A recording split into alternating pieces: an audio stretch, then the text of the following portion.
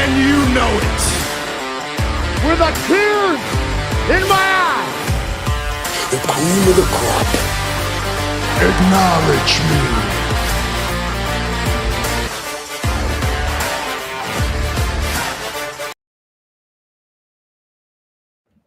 What's up, everybody? Episode 373 of Top Rope Nation. Ryan Drosty, Jesse Velasquez, Justin Joint coming at you on a Thursday evening here. A very cold Justin Joint, Iowa, February night. How are you doing, sir? Brutal out there in the streets of Cedar Falls, Iowa. Just absolutely brutal. What a weird winter. I feel we've talked about this on the show, but we didn't really have any snow until this week, and now we got a little bit here in Iowa. So a strange one indeed. You have a snowblower, right? Or a snow thrower? Do you know that's a thing? Yeah, I didn't know that was a thing until this weekend. I do have a snowblower, but I haven't even turned it on this year. I shoveled what we had here because it wasn't too bad. But manly man. I needed the exercise, Now, if we get like 5 or 6 inches, I'll do the snowblower. But we only had a few, so it wasn't too bad. Justin, you got anything in the glass tonight? I do. I've been dealing with some sick kids.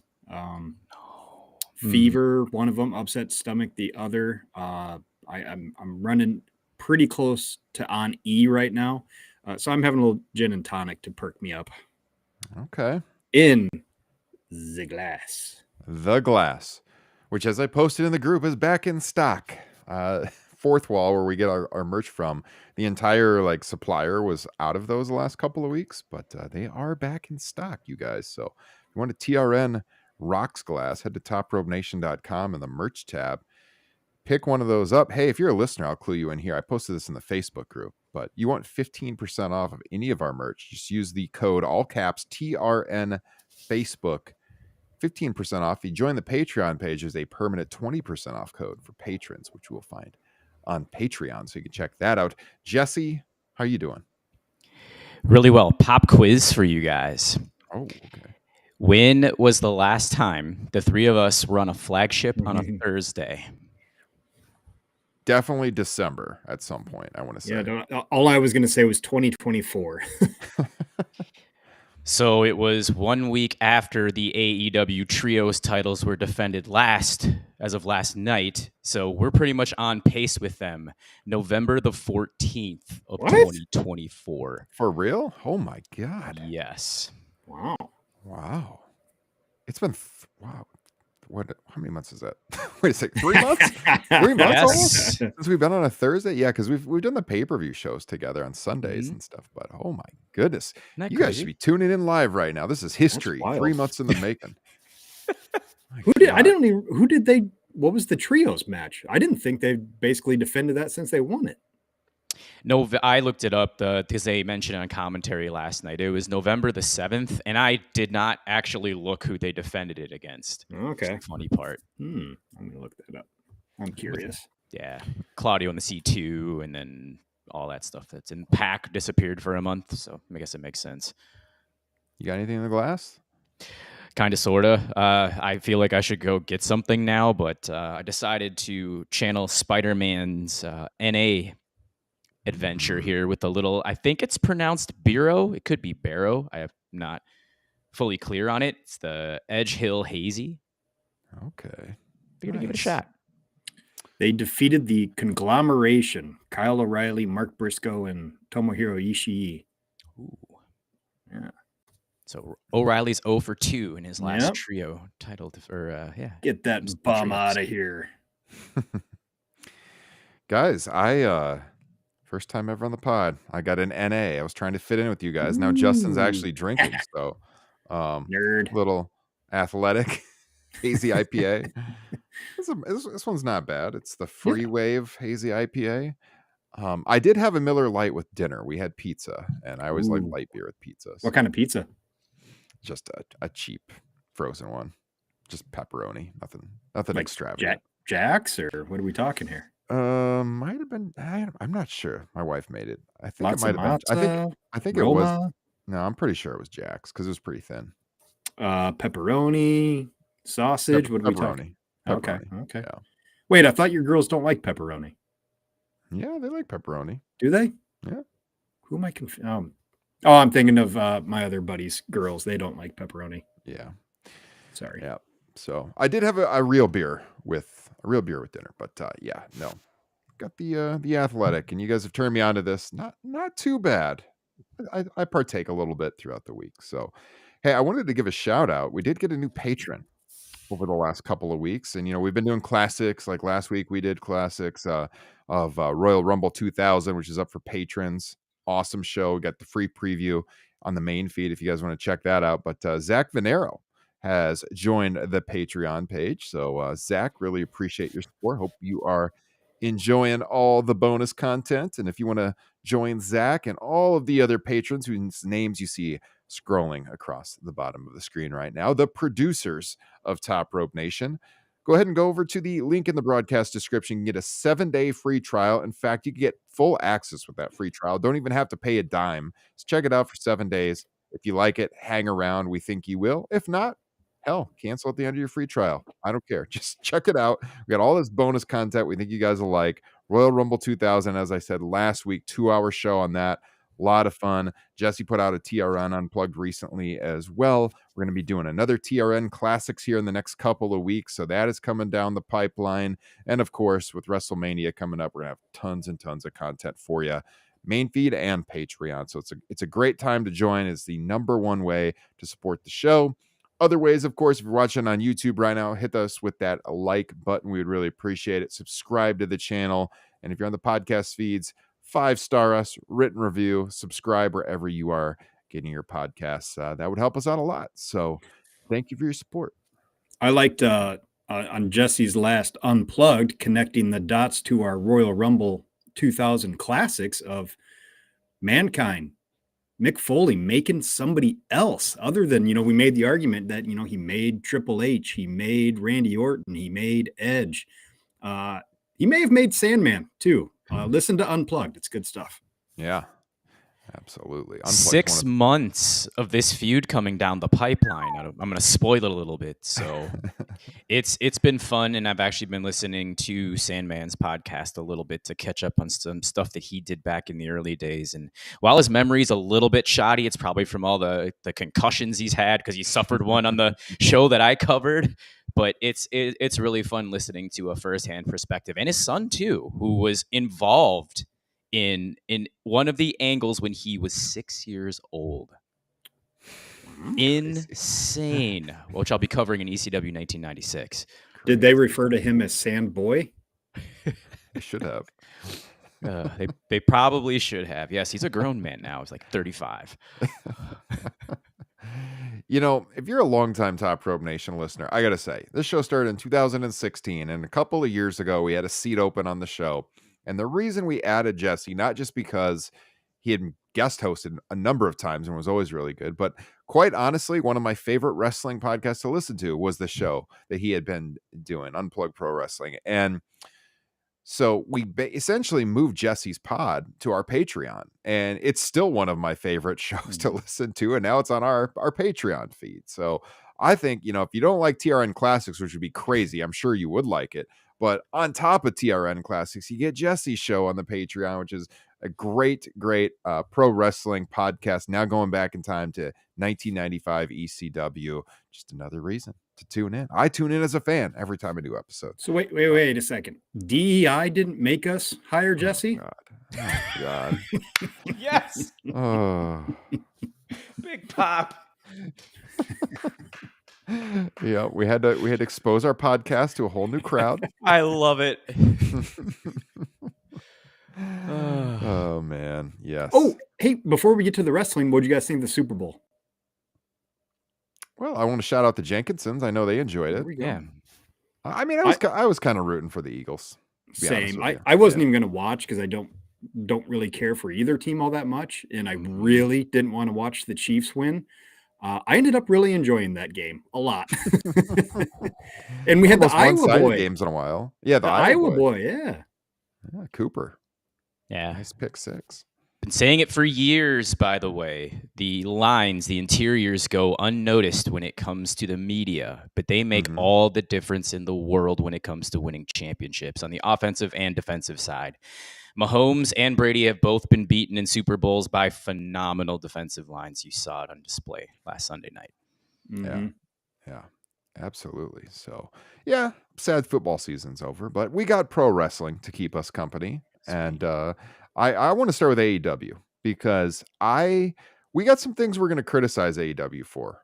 But as far as the on-screen product goes, I have been extremely happy with AEW of late. I've been tuning in to almost every show. Collision, of course, always Dynamite, but making more of an appointment television to watch Collision, and have really enjoyed that show of late too. But man, I thought last night's Dynamite was spectacular.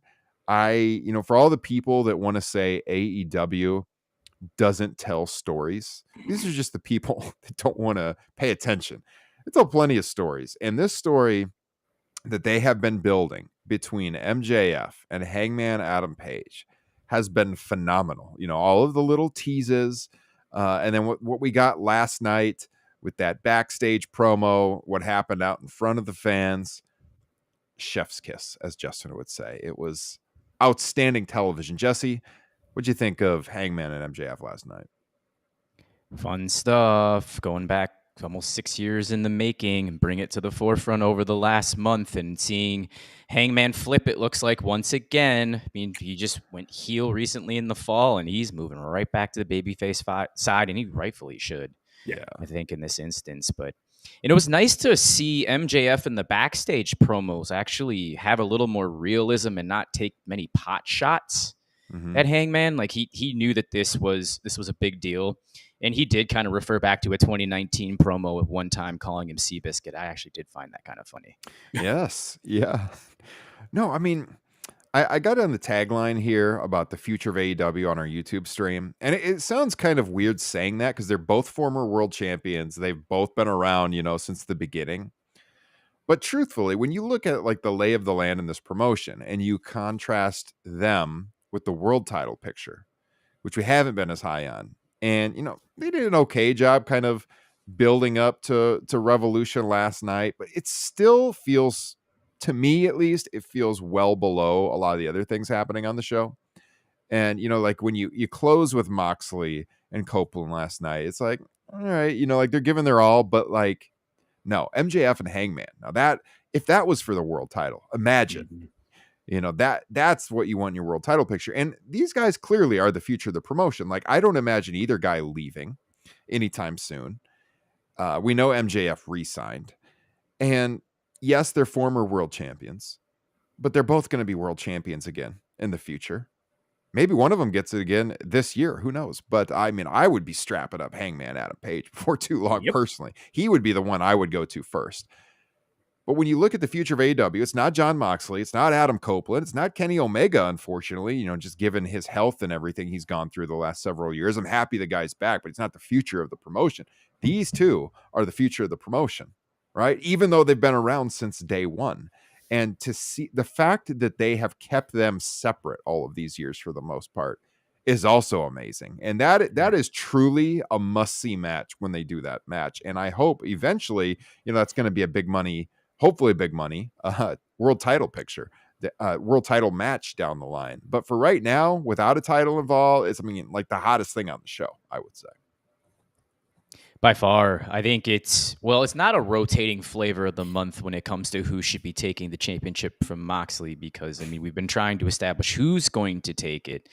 And one guy's climbing Mount Everest right now as we speak, so we're gonna count him out. And Cope's definitely not a threat here, in my humble opinion. So you're looking to the present and also the future with those two guys specifically, and they've put on some of AEW's best not only matches but feuds in the company's history. Hangman with Omega and Swerve, MJF with CM Punk. I mean, everything. Those are probably three of your top. They might be your top three feuds in the company's history. I have to think about that one. Yeah. Yeah, Justin, any thoughts on these two right now or the future?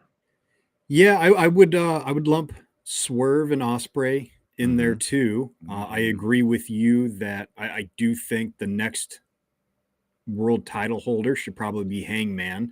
I mean, just the fact that they just turned him heel, last fall, and he's just so beloved by the fans that he just naturally became babyface again, kind of tells you everything you need to know as like, he's the dude, it's just, you can't force him against the fans because he's just so beloved. So I would probably go Hangman as the next guy.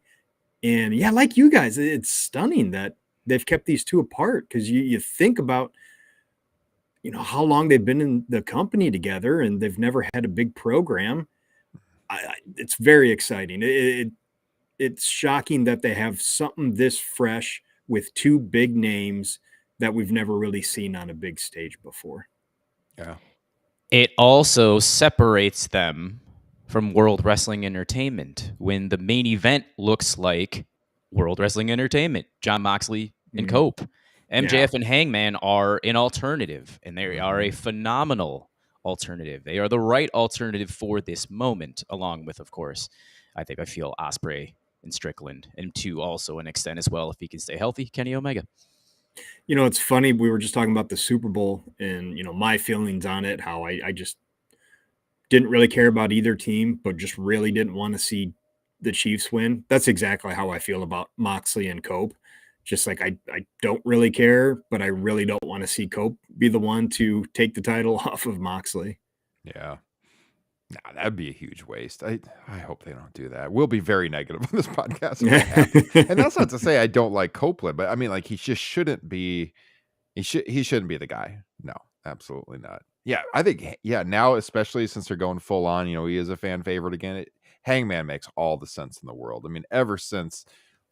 I mean, really, last year and a half, he's been phenomenal. But man, I think there's a strong argument for him, even over Ospreay right now. And Justin, you mentioned all of those names, and I said these two kind of the future, and then clearly Ospreay, Swerve, all those guys. This roster is so deep, and I think this is going to bring up another point that I was maybe going to hit later in the show, but I feel like this is a talking point right now that it flows nicely into. And that's the exit of Ricky Starks from AEW. The debut at the end of NXT this past Tuesday night. No, I mean, nobody was really shocked by that. Maybe how fast it happened, yes, but like we all expected him to end up there. Just given his relationship with, first of all, Cody Rhodes, number one. So with Ricky Starks going there, I had, kind of mixed feelings on it because, you see people saying that, it was a swing and a miss for AEW, or how could AEW let this guy go? And I think with the names that we just mentioned, you can understand how they could let the guy go, because all of those guys we just mentioned are currently in a position where Ricky Starks used to be, which is like semi main event ish, like upper mid card to just under the main event scene, not world champion yet. So, like, if Ricky Starks was still there, I wouldn't put him ahead of any of those guys. And that's not to say that Ricky Starks isn't a talented performer. He is. I mean, shit, go back and listen to us review All Out, where we called his match with Bryan the best strap match of all time. And a lot of that credit goes to Bryan, but Ricky too.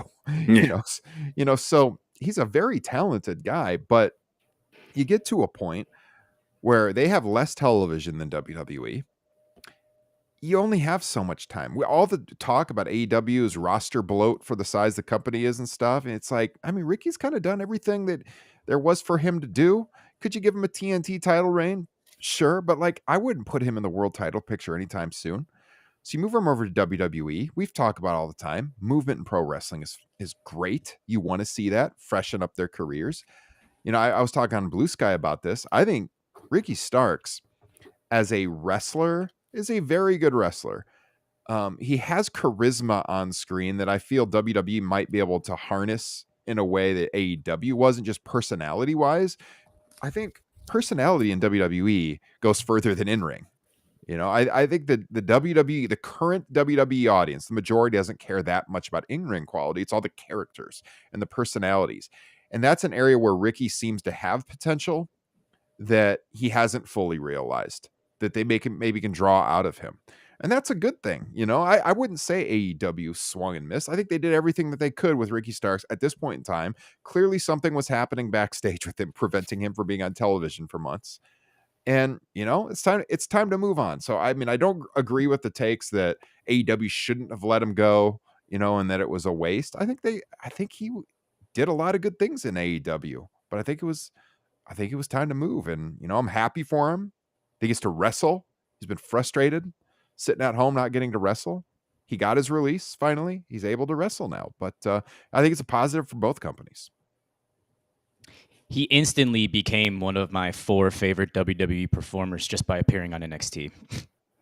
Yeah. Dead serious. I mean, he kind of got caught in a circumstance with the tag titles, losing them in February of 24 to Sting and Darby. But from the time they won it till the time they lost them, that's when Swerve Strickland just took off like a meteor. It's almost like Swerve and Ricky kind of flipped places because Swerve was with Keith Lee as a tag team. They split, and then they role reversed, and Swerve took the hell off. And I think Swerve has a little bit more, I mean, not a little bit more. I think he's a much better in-ring performer than Ricky Starks. He's more exciting. He's more fluid, I feel, to where Ricky's a little bit capped in the ring. I mean, he had a lot of things going for him. He was one of 3 guys in AEW to pin CM Punk. He was gonna. Everyone forgets, like when Collision started, Ricky Starks was one of probably the top 2 or 3 guys when it started. Mm-hmm. So you can't tell me that the ball was dropped right there. The last match that he had, I'll make this quick, was March 30th, 2024 on AEW television. Kind of coincided with WrestleMania weekend. A certain Cody Rhodes, a really good friend of his, won the championship. I think he was on camera backstage. I know that he's really good friends with Jade Cargill too, so she left. I think he just wants to be with his friends at this point, and there was probably some backstage riff with Tony Khan that the 3 of us don't know about. Mm-hmm. So congratulations, he's going to get a new lease on life. Now the question is, I mean, I've already set his ceiling. It's going to be a mid-card championship. IC, US. I don't think it can go any higher. Yeah, you guys summed it up pretty well. Ricky had his chances in AEW to elevate to a higher level, and it just didn't happen for whatever reason. We don't know.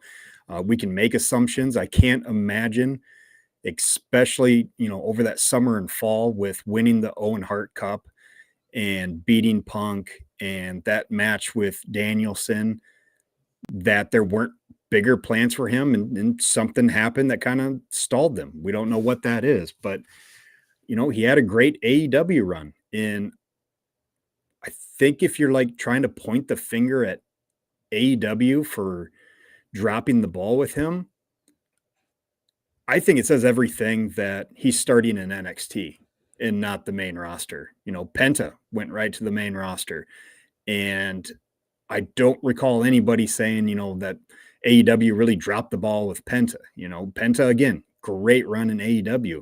I would argue that these guys really made their names, especially Ricky Starks in AEW. So it's all just so dumb, the arguments about this kind of stuff, because like Ryan said, it's all about movement. That's what we want. You know, I guess maybe I should apologize to you know, one of our patrons, Camilo, who thought I insulted him for some reason on our Facebook page when we were talking about Kevin Owens. You know, it wasn't that I was really upset that he stayed with WWE. It was just that it would have been more interesting if he went to AEW, you know? And I just don't understand. I don't know, man. I guess I just don't understand again, it's just the tribalism thing. I just don't get it. And, you know, I wish Ricky Starks all the best. I wish Kevin Owens all the best. I'm just sad that I probably won't see them wrestle very often. Yeah, I mean, you said it. I think none of us thought Kevin Owens would leave. You know, we talked about this even like the last time he re-signed in late 2021. We didn't expect him to leave. We were hopeful he would leave because there was just, to me, creatively, much more interesting things for him to do. I am excited to see him have a CM Punk feud. But outside of that, it's all been done. You know, I mean, he's making good money, and I'm happy for him. He's got a family, so I can't fault him too much. I'm sure he would have got paid handsomely to leave too, probably not as much. But he's comfortable there. He's been there a long time. I'm not going to fault a guy for staying somewhere he's comfortable. Selfishly, as fans, we'd like to see the more interesting matchups and see a little bit more movement. I mean, by the time his new contract ends, it's going to be 2030. He will have been there for many, many years.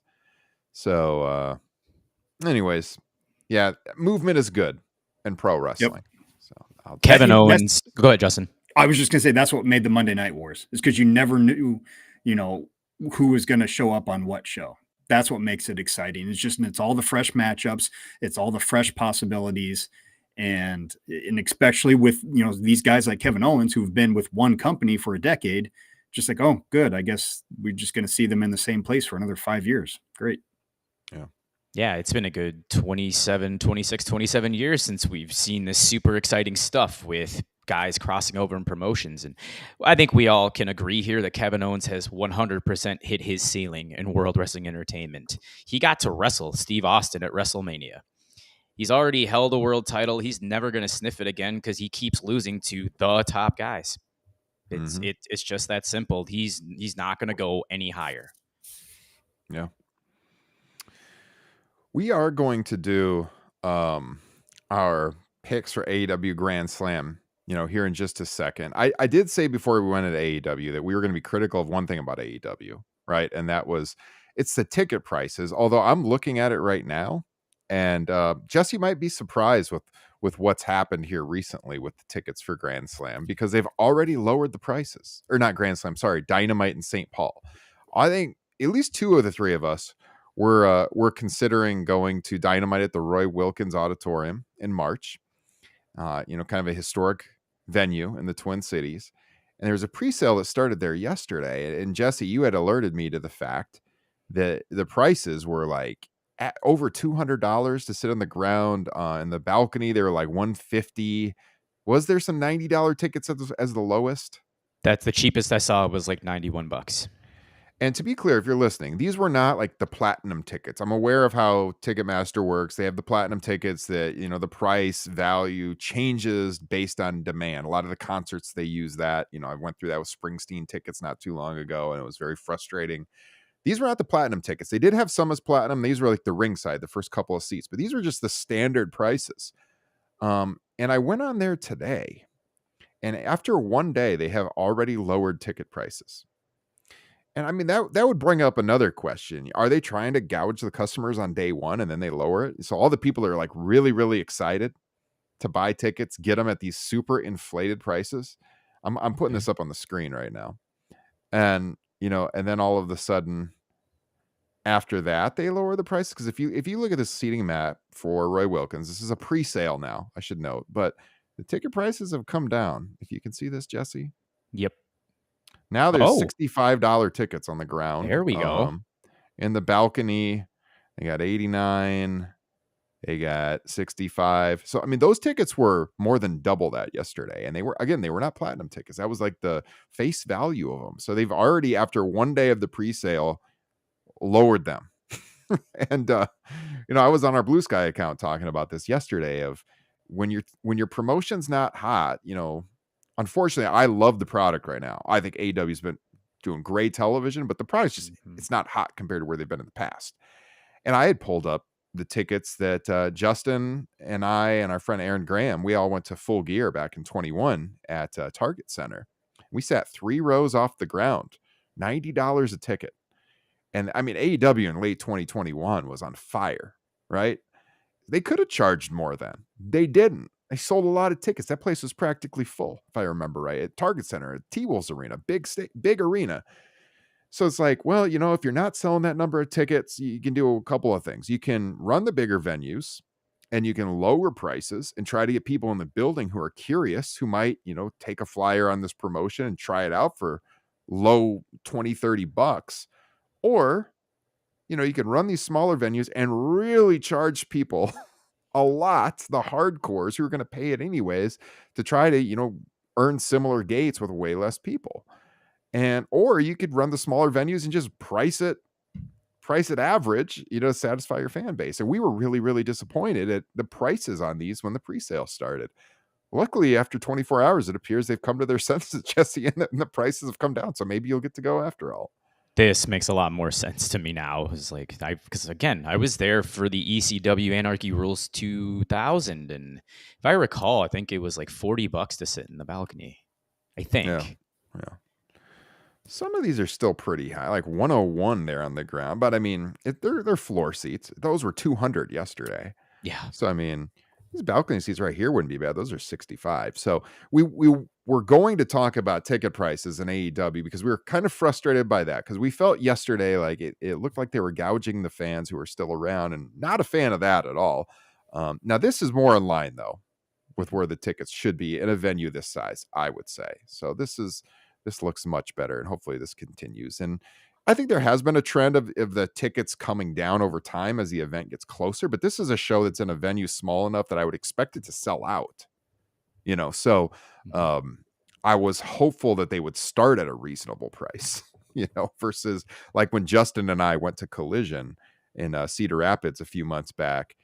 Those prices did eventually come down, but it wasn't until like the week of the show, and for months they were a little bit higher. So anyways, yeah, that's what's going on with the ticket prices right now. I didn't want you to be confused if you're listening to the podcast. Oh, these guys said they were going to be critical of AEW. What happened? That's what I was referencing, but I guess I can't be critical anymore because that looks a lot better. We'll see if that's the case going forward, or if this is just kind of a one-off because maybe it's not selling all that well. But yeah, I was looking at my future of attending wrestling live events, and it's like, well, I guess I'm just a New Japan guy now. Right? Yeah, we're going to talk a little New Japan here. Keep segueing into things. Yeah, I see Sean's in the chat here. Always appreciate Sean tuning in. I disagree though, Sean. I wouldn't say a little better. Their TV is very good right now. I mean, really good. I haven't had this much fun watching AEW in quite some time. They're on a real hot streak with television. I know WWE is the hot company easily, but these shows are much better than WWE shows if you're a wrestling fan. I'm sorry, they are. Like, at least what I look for in wrestling, WWE is an easy watch. It's a hell of a lot of talking. But it's got a lot of flash and pomp and circumstance, and certainly they got the big crowds right now. But I put these AEW television shows. I enjoy them. I enjoy all of wrestling. I do enjoy WWE right now. But man, AEW is on a hot streak right now. I have to hand it to them. Doing much better with the smaller crowds. Like Texas was outstanding. We talked about Ohio in January too. So I think, yes, the switch to the smaller venues has helped, and they're going to be in a larger arena for a Revolution too. So maybe that'll domino effect into that pay-per-view, which it usually does. Because I feel that when you get into those larger buildings, you can hear those crowds audibly. Yeah. So, Sean raised another point, and let's talk about Grand Slam. All right. So Sean said in the chat, it's not a good thing that we won't be watching the show till after 11 your time. Tony made a mistake there. Speaking of the airing time with AEW Grand Slam. I mean, that's not ideal, certainly, but they are getting the lead in with All-Star Saturday Night. Yep. Which is a good thing. But what other choice do they have? Are you going to put it on live? I mean, the Australia time zone change is you're going to be watching early morning. I remember because I covered Elimination Chamber for BR. And we covered it live, and I got up at like 3:00 in the morning or something to do that because of the time zone change. I mean, I guess I could look at Brisbane right now and what the time is, but right now it is 12:40 tomorrow. Right. So if that show is starting, I don't know what time over there, but I mean, it's probably early morning for us, 7 hours from now or something like that. So when you're running a show in Australia, that's the problem. WWE did it. They went live on Peacock, and I can't imagine a lot of people in North America watched it live, but watched on demand later on. If you want to put this on actual TNT, that's about the time slot they'd have to run because of All-Star Saturday Night. And frankly, I think 11 p.m. after All-Star Saturday Night is better than 7 p.m. on a Saturday night with no lead-in. Yeah, I just think if you're picking at that, you probably weren't all that interested in watching it in the first place. Yeah, true. So should we do our picks for AEW Grand Slam? Let's do it. Oh, I mean, again, you want to talk storytelling. Mariah May and Tony Storm has been a phenomenal story. This is up there with anything the other company has done from a storytelling perspective in months. I mean, I have to hand it to these two ever since the beginning when they did the turn with Mariah. It's been phenomenal. Mariah's been a great champion. And then ever since Tony came back, the story they did with Tony, and then, the greatest role one would ever play is yourself. And then she goes back to Timeless. That's phenomenal storytelling. It has been all the way through. So I guess my question for you guys is, do you change the title here and put it back on Tony Storm? Justin, I'll go to you first. Who do you think is going to win this match? I will not be satisfied unless this match ends with Tony Storm ripping off Mariah May's titties. Just like she said she would in the promo. Hey, it's going to be late enough. Put it on television. that's right. Yeah, I think this entire feud has been building to this moment for Tony's big reclaiming of the championship. Mariah's had a great run. She's young. She's got a bright future in front of her, but Tony's time is now. And I would be stunned if this doesn't main event, either main event or kick off the show. Yeah. This one should main event. I don't care what's on it. I know there's some big stuff on it. There's by the way, a humongous oceanic influx here. Almost every match involves somebody from New Zealand or Australia. So that's mind-blowing to see how many performers are here in the States from that country and the other side of the world. And because of that, because I'm going to be swinging the other way on a lot of these Aussies and New Zealand people, it has to be Tony Storm here. I think you send the crowd home happy. So I will call that Tony wins in the main event. I agree. I definitely put it in the main event slot. I honestly, I would probably open with the tag with Ospreay and Omega, especially with that lead in from the NBA. Put those guys out there right away with the potential biggest audience seeing it. And then, here in the States, as the show goes on, probably not as many people are going to be watching it due to the time of the show airing, to Sean's point, by the time you get to the main event. But that's more for that live crowd to experience. To Tony Storm, winning the title in Australia. She's from New Zealand, as we said, but close by. She'll be treated like it's her home country practically. She's from that region, and that'll be huge. And I think Tony Storm goes over here. So I would agree there. So we're all on the same page with that one. I guess we just throw it right away to Ospreay Omega against Fletcher, from Australia, and Takeshita. Who do we think here, Justin? Man, this is a tough one. Omega just came back. It feels way too soon for him to lose in any fashion. But I think the story going forward is more interesting if Fletcher and Takeshita win. And Takeshita, he is on a freaking, is Eden listening to this? Can I curse? She's not keeping track of that, is she? She is not. Takesha's on a heater right now. He just cannot miss. And I think he's going to have a huge 2025. With the heel being from there, that probably doesn't mean as much for him getting the victory. Man, I don't know. I'm torn. I'm really torn. I was kind of hoping one of you guys would talk me into a direction. If I'm forced to pick, I think I'm going to go with Takeshita and Fletcher. All right, what do you think, Jesse? This is such a coin flip situation. Yeah. And Justin, thank you for saying this is Takeshita's year in 2025, because I've said it in 2023 and 2024. And I've been wrong both times, although 2024 was really leading into where he's at now. So, This is very difficult. I think just because four super talented men, Don Callis obviously is an X factor. I think he's going to get involved, which just does not make me happy at all. So Takeshita, Fletcher, I think I am going to go with them. I don't want to see Ospreay. I don't want to see any of these guys get pinned. Yeah. That's a problem. Agreed. Although we've been nitpicking for a while that we don't, that they don't put their biggest stars head to head often. So kudos for them doing it here. So I'll go Takeshita and Fletcher. It seems like it just kind of depends on what the plans are for Ospreay and Omega. And to me, it doesn't seem like we're going to be getting a one-on-one match between them soon. I kind of thought they might go with this tag team match for a while. I assume we're going to have the Bucks coming back soon. And if they're going to stick together, I think them losing would be a problem. That, if you want to keep going with the tag team, they kind of got to win here.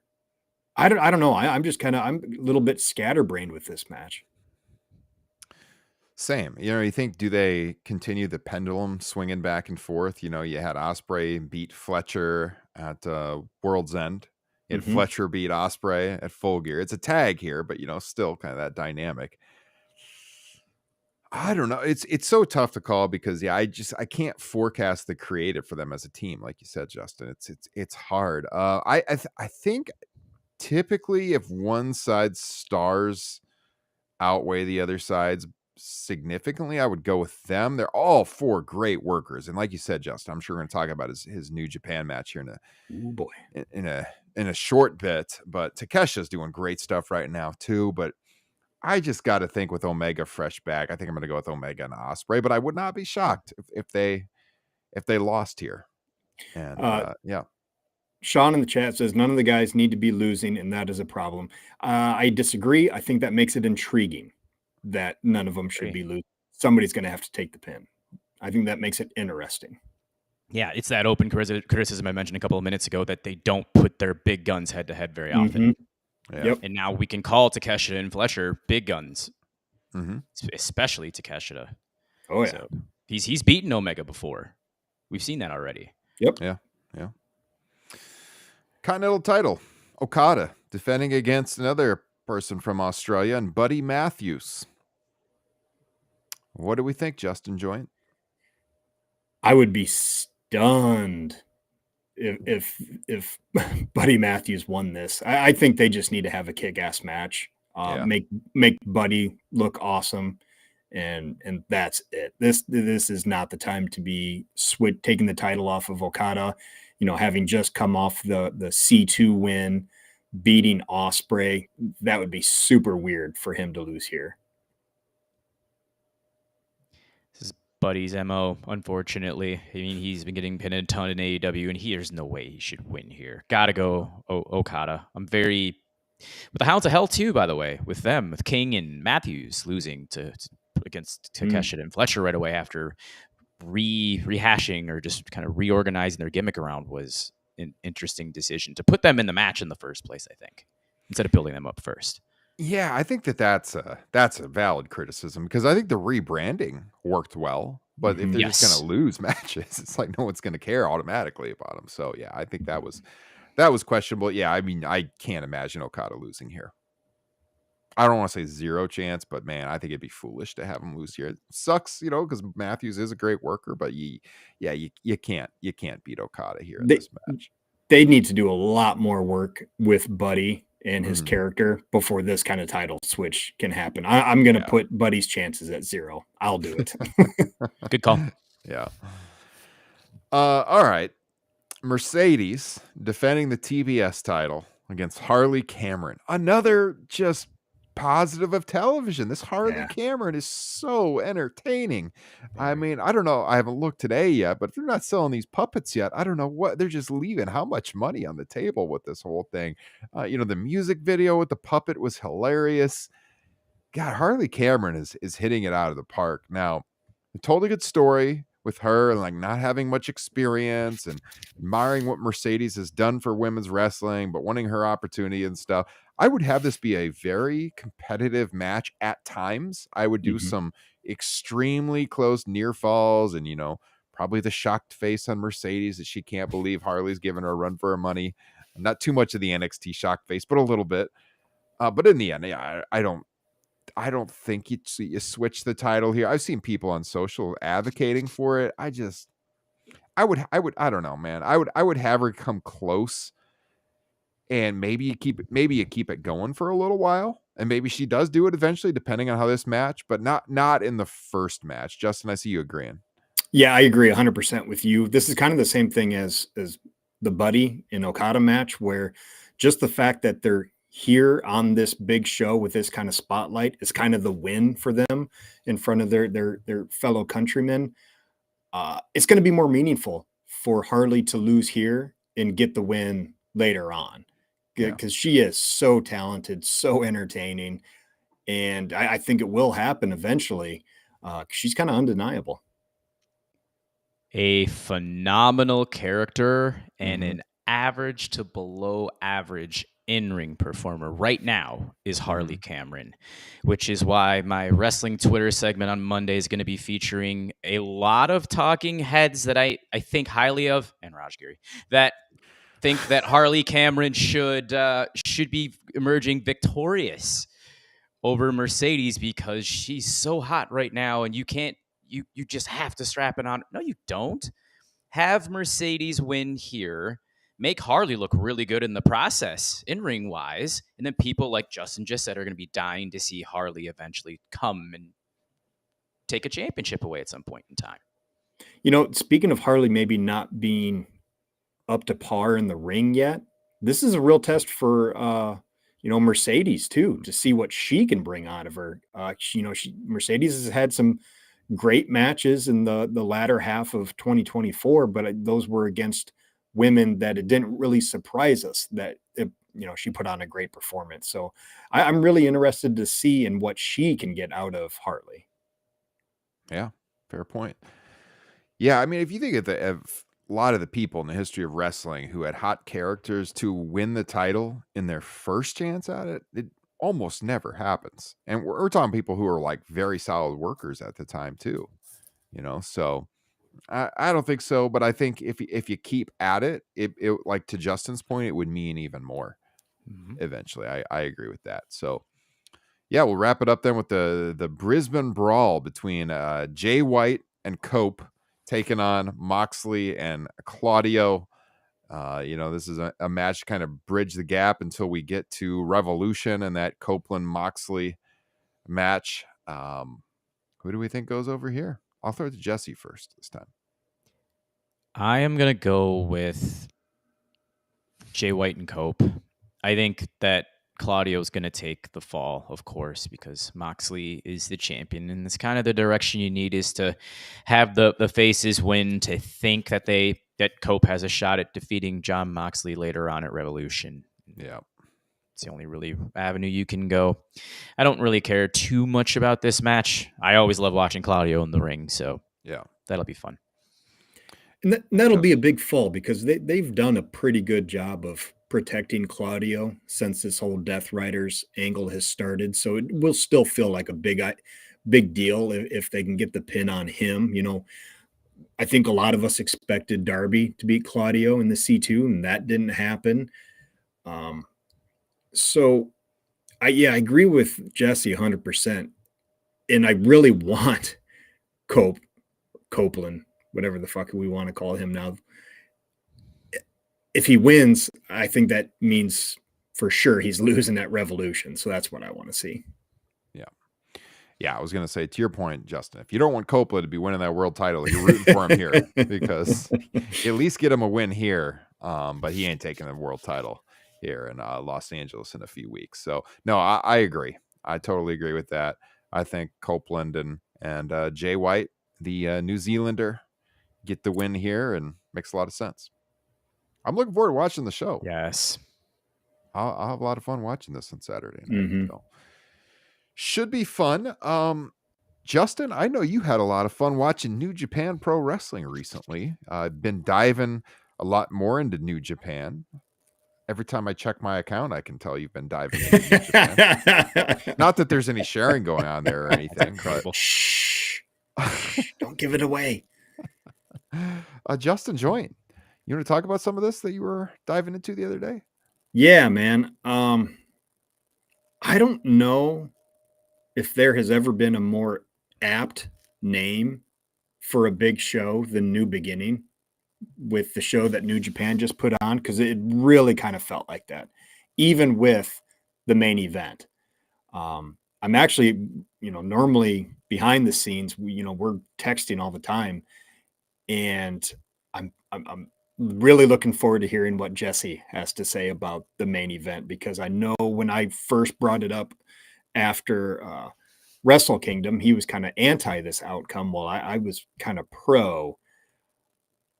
I have not watched the entire show. I've watched the majority of it, and it kind of blows Wrestle Kingdom and Wrestle Dynasty out of the water. I thought this show, from what I've seen, is incredible. And it feels like possibly the start of New Japan really getting their legs underneath them for hopefully a brighter future. Because again, wrestling is better with more hot promotions. Kind of the small stuff here. Bucks dropped the tag titles. Shota Umino, who lost a lot of momentum in the last half of 2024, and especially obviously he lost his title shot at Wrestle Kingdom to Zack Sabre Jr. He lost his hair, shaved it himself. So I think a fresh start for him is important. I think the crowd had actually kind of turned on him by the sounds of it. God damn, man. Takeshita Oleg, that was the first time, my first exposure to Oleg, and that dude looked incredible. Obviously, I think Takeshita did most of the heavy lifting in that match, but goddamn, that was awesome. Yoda versus Gabe Kidd, holy shit, has a draw never been more earned than those two dudes beating the ever-living crap out of each other. That was by far the best Yoda match I've seen, and that kind of finally opened my eyes to him. It's like I finally saw what other people have already seen. It's like, oh, now I get it. With Gabe Kidd, I got it with the Omega match. It's like, oh, now I see it. Now I see it with Yoda too. And frankly, what is going to probably be one of my top 5 matches, just because of the emotion behind it and the meaning, and how it was such a wonderful reminder of when pro wrestling at its best. It's when it's about the emotion it makes you feel. And I think it was a pretty unique situation. Hiroki Goto finally becoming New Japan World Champion was just, it was a solid match. I think it pretty easily 4 stars for me, at least, if not more. But it was just about the moment, with him bringing his kids out, and just the fact that, he's attempted this 8 times before and failed every time. His last world title shot was 9 years ago. Like he's pretty entrenched in that mid card and even the tag team division for a long time, but he's always been a great wrestler. He was one of the guys when I first got into New Japan. It's like, that dude has something. There's something more there. And it was kind of stunning to find out he'd never been world champion before. And finally, he had been the only person to ever win the G1 that had never been world champion before. And now he finally got his world championship, and he can join that lineage of great wrestlers. I thought the entire thing was tremendous. I've watched that main event twice now. I absolutely love it. And especially, and most importantly, why it happened is because of where New Japan is now. This isn't happening, even 2 years ago when Okada and Ospreay are there. And then, 6-7 years ago, it's not happening because of all the big headliners they had, especially with, Tanahashi and Naito still past their primes, but still big time main eventers. It's just the right moment. He was the one, the possibility of him winning this match was what moved tickets. It's what brought in that great crowd that was in attendance. And why not? When the company's in a lull, give the people what they want. And this is a much better version of what's going on with, Jey Uso, where it's like, it's a crowd favorite winning. and it's crowd favorite, winning because of the time that they've put in this company for so long. I don't know. What did you guys think? Jesse, specifically you, because I know you were you weren't very pro Goto winning this. I'll throw to Jesse because all I've watched is the Takeshita Oleg match, which I really liked a lot. That was an awesome hard hitting match. And like I was gonna say the same thing about Gabe Kidd. I haven't watched that match yet, but I was super impressed with the Omega match. So I've been pretty high on him ever since. But yeah, Jesse, give us your thoughts. Yeah, real quick on Yota Tsuji as well. He had a great match with David Finlay at Wrestle Kingdom. It might have been the best match in that whole card too. So he's on his way up. I think he's the one that's emerged from all those young lines a few years ago. Both of those guys, Gabe Kidd too, just kind of, especially with the way he can talk. All right, Hiroki Goto. I wrote down some notes, and here are my thoughts. Oh, it's not going to be that bad. Trust me. You asked us if there was a comparison to anything that's happened in the past, and you can take bits and pieces from some of the stories from the past, but no, I think this is a very organic scenario. You hit on a lot of the bullet points I was going to mention, Justin, is that he's been primarily a tag wrestler for the last 3 years, and his last singles title was 5 years ago as the Never Openweight champion. Almost feel like he peaked as a singles guy in like 2015 to 17 when he was the Intercontinental Championship at the time, and I believe he was feuding with Shinsuke as well, and Tanahashi was in that division too. Ever since then, he's just been kind of in the middle. In fairness to New Japan, though, over the course of 2024, when he did get singles opportunities, in the G1, he defeated David Finlay, Yota Tsuji, Oleg, and Takeshita. Lost to Tsuji in the New Japan Cup final. So maybe there was a little bit of steam there where you could justify it. You won a battle royal in the pre-show too. But the one thing that you said was exactly what I was going to nail here was I felt like the moment that Okada, Ospreay, Jay White left and Tanahashi and Naito got too old, there wasn't that franchise guy in New Japan. And in a sense, this kind of feels like a Lifetime Achievement Award World Championship for Hiroki Goto just because the young guns aren't ready to carry the torch yet. So that's where the new beginning comes into play here. I suppose because your bullet point on the crowd moving tickets to see this guy who's been doing this for close to 20 years at a pretty high level, they were able to move it. It's a justifiable decision, and it's gonna be a transitional move. So whoever gets it from him next might be the one that's going to carry this torch for a little while. Takeshita. Ooh.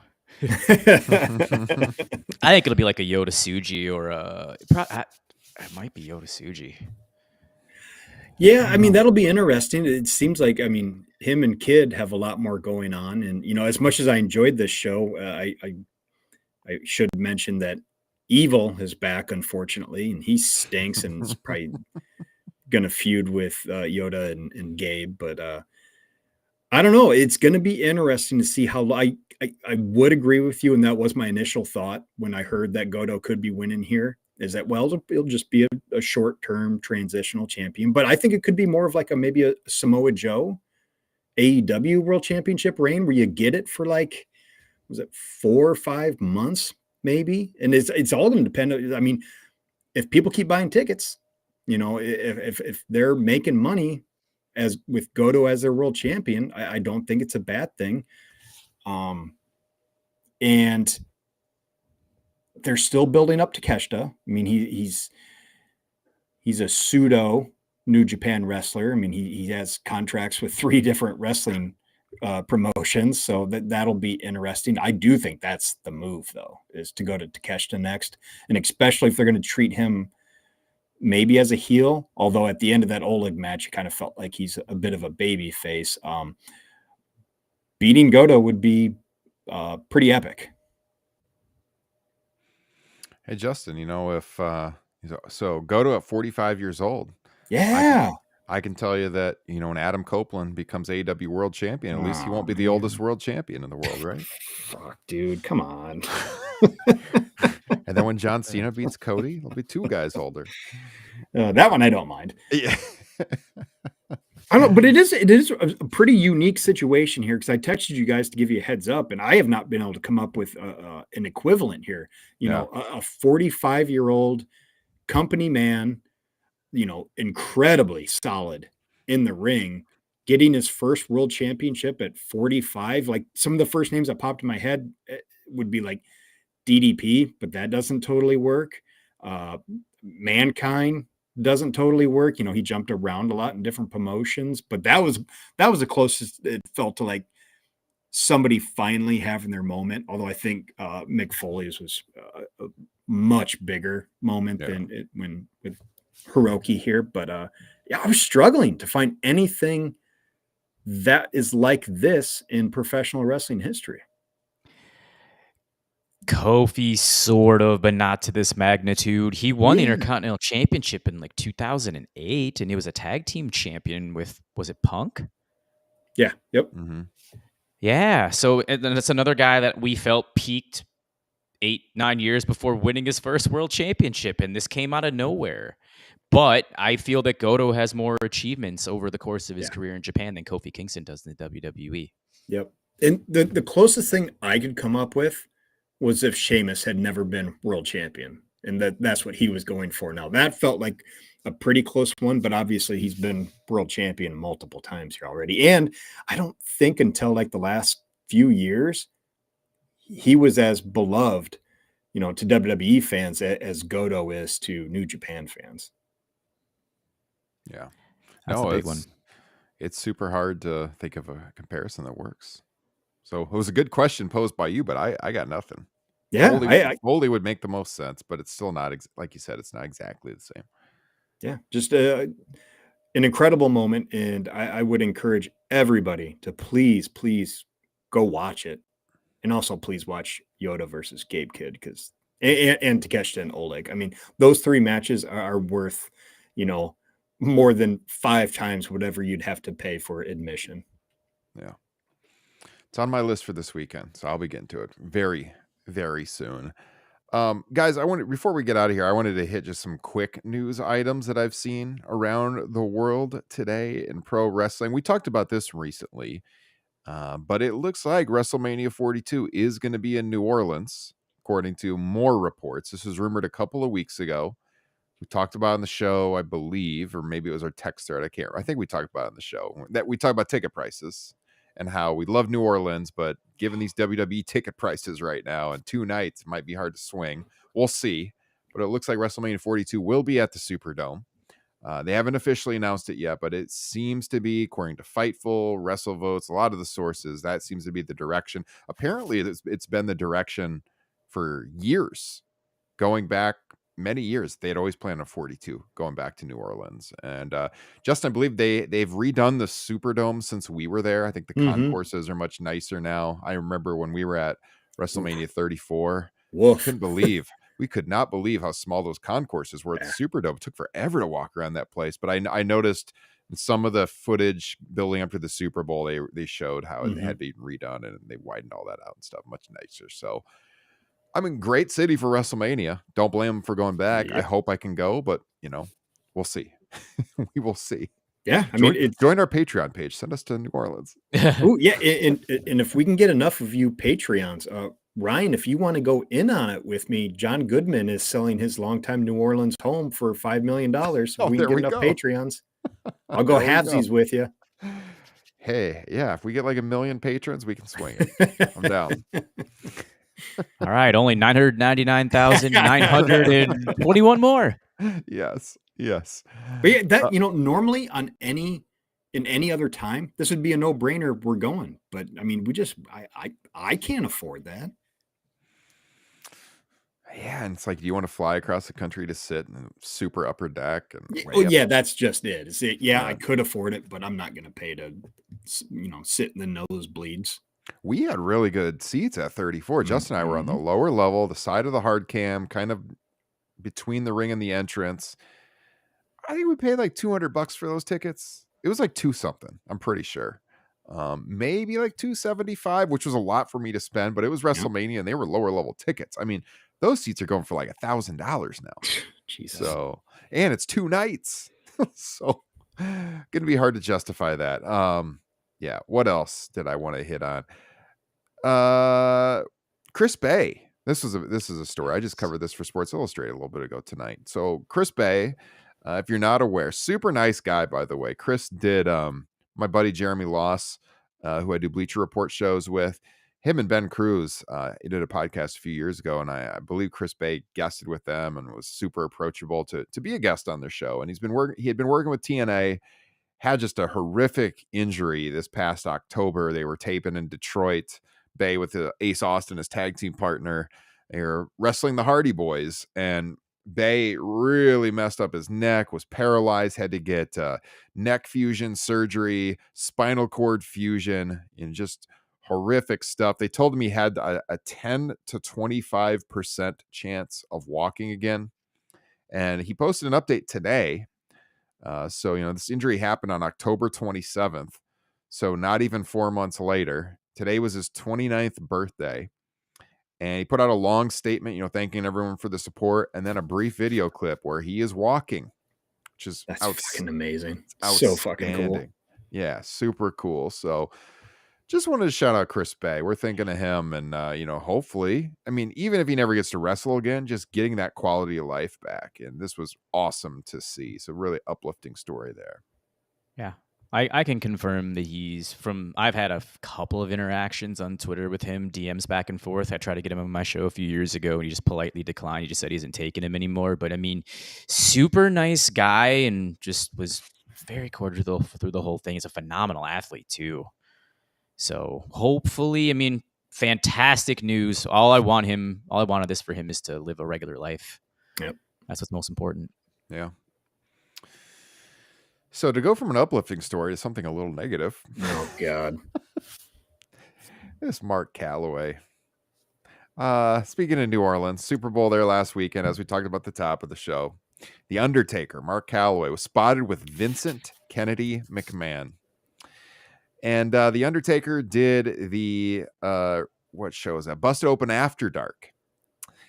And he was asked about, going to the Super Bowl with Vince McMahon, of course, given everything that's been happening with Vince the last couple of years. And I'm just gonna read some of these quotes from you. Number one, Undertaker says, "I was his guest. Yeah, look, I'm gonna get hate for that. People are like, oh, you guys were so close. You know what happened. I'm like, I don't know what hasn't been done. We don't talk about those things. But he is a friend of mine." Then he goes on to say, I don't know everything that's happened, what's gone on, and I'm not the judge on this case. There's only one judge. That's the man upstairs. He's going to give us all whatever we deserve in the end. And that's what it is. I think people in glass houses shouldn't throw stones. I don't have to agree with everything that people do, but it doesn't change the fact that I love somebody and I'm friends with somebody. All right, I'm sorry. It might be time to start giving this guy the Hulk Hogan treatment. WWE fans out there. I know they don't want to boo legends, but Hogan's one of the all-time legends, and he gets the boos for a lot of different reasons. Now, Taker has a lot of the same beliefs as Hogan, but he hasn't been getting the boos because he hasn't been as in your face about those beliefs, and he wasn't exposed for outright racism like Hulk Hogan. But defending a guy who credibly has been accused of, I should say allegations, but look, man, there's been a lot of things directed at Vince over the years. I'm not going to say he's guilty. I don't want to get myself in trouble. There's some serious allegations out there. Some things have been said. I'm not sure that this is a great look for Mark Calloway. I'll just say that. So that's out speechless there. Speechless here. Speechless indeed. I don't know. It's just one of those things. I get it. If you love Vince McMahon and he's been this, best friend and father figure to you for all these years, I get that. And maybe you just don't believe the allegations and stuff. Makes perfect sense. Doesn't mean you have to fucking comment on it. Just shut up. Just pass. Don't answer the question. Exactly. Just I don't want to talk about that right now. We got a relationship. That's all I'm going to say. Some of these comments, it's like, what do you mean? I think people in glass houses shouldn't throw stones. Are you saying like the accusers are in glass houses? That's not a good look to say that. Serious allegations. I wouldn't even comment on it. Yeah, probably. You would think with how brown his nose is that Vince McMahon shit on him during some threesome. Allegations, folks. I don't know if that actually happened. Justin Joint for the win. Allegedly. Allegedly. So, hey, there's your news roundup for this edition of TRN, you guys. Yeah, we'll be back with you soon on that note. Hopefully. All of a sudden, YouTube just got shut down, or at least ours did. Oh, he's got friends in high places these days. So no Linda McMahon talk with everybody's favorite booker, Paul Levesque, directly behind her. Super cheerleader. Come on. Secretary of Education? What? It's stunning that Paul Levesque, with all of his certain imagery in marketing throughout his career, would be supporting someone who wants to shut down any kind of schools or education for Black history. I'm shocked by that. Yep. Especially the way he handled WrestleMania 19. I don't think there's any question she's going to be confirmed. One of the least qualified people ever for that job. I know she was on the school board in Connecticut briefly, but my God, our standards have gotten low in this country. Real low. Oh, man. You have Shane was there. Hunter was there. Steph was there. Front row in DC. I as a business person with your company doing really well, I just wouldn't even want to be like seen there. Just stay out of it. What do you need to go there? That's the thing. I had that exact same thought. For as shitty as Vince McMahon allegedly is, and definitely is from stuff we do know, even outside of these allegations, he mostly kept out of the politics things, at least, in the public eye. And now they're just being pretty fucking blatant about it. Yeah. He would just throw his pot shots on pay-per-view. That's about all Vince would do. Yeah, listen to some of the TRN Classics episodes for us commenting on those. So yeah, it is stunning, that is for sure. I don't know. What great times here in the United States of America, Justin. Shitty. Yes, exactly. All right, guys. So anyways, the bonus shows are going up on the Patreon. I would love to have your support. Get that 7-day free trial in. We'll be back next week for another flagship, and probably the week after that we'll be recording classics again over whatever wins a poll. It's a close race so far on our Patreon poll for what this month's TRN Classics is going to be. So we'll see what wins. We'll be covering that in a couple of weeks, and we'll have AEW Revolution coming up. Of course, we'll have Elimination Chamber coming up. We got WrestleMania, all kinds of stuff. And it'll be keeping us busy. Join us each and every week for our commentary. Appreciate your support. Join the Facebook group as well. Top Rope Nation Pro Wrestling Discussion. Boys, any parting comments? G is for Godo.